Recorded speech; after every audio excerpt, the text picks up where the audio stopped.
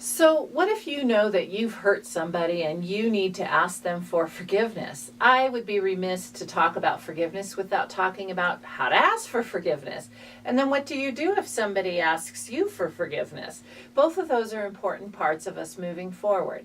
So, for example, what we tend to do is go, I'm sorry, okay? I hear that a lot, especially on a talk show or something, and I'm thinking, well, no, it's not okay, because if it hurt the person, it doesn't make it okay for them for you to simply say, hey, let me off the hook because I'm uncomfortable, because I did something wrong.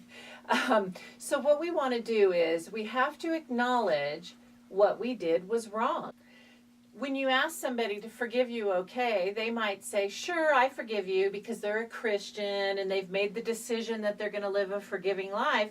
But really, that emotional forgiveness that I talked about in the last video, where they're at a cellular level still in pain, that unforgiveness may be still coursing through their body. And they don't know what to do with it because they don't trust you and they feel like you just wanted to be let off the hook.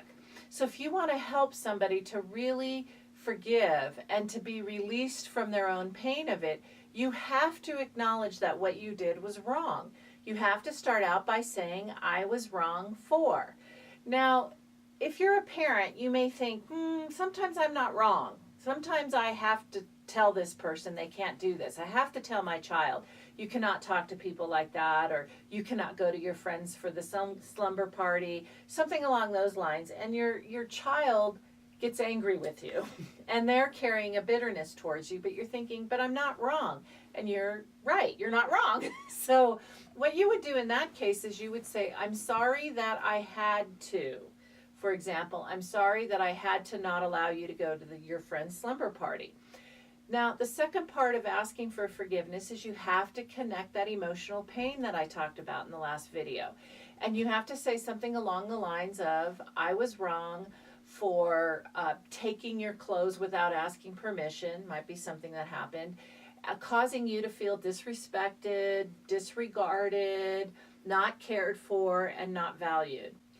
Once you've acknowledged that you were wrong for something and you acknowledge the pain that it caused the other person, you then ask them if they will choose to forgive you. Remember, forgiveness is always a choice and they can choose not to, and that's certainly their right.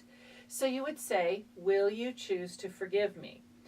Now, the person may look at you and go, no. So what are you going to do with that? The response to that is, I can understand why you're having trouble forgiving me. I know that what I did really caused you a lot of pain, so I'm just going to be praying that one day you'll be able to forgive me. Then you have to walk away from it. Not always a good feeling, but it's important for you to recognize that it's all right for them to not be at that place yet. You weren't asking for forgiveness because you expected them to actually give it to you, but because you had already recognized that you were wrong, and that's important for us to do. So you might also check in with them maybe a day or two later and say, hey, how you doing with that forgiveness thing?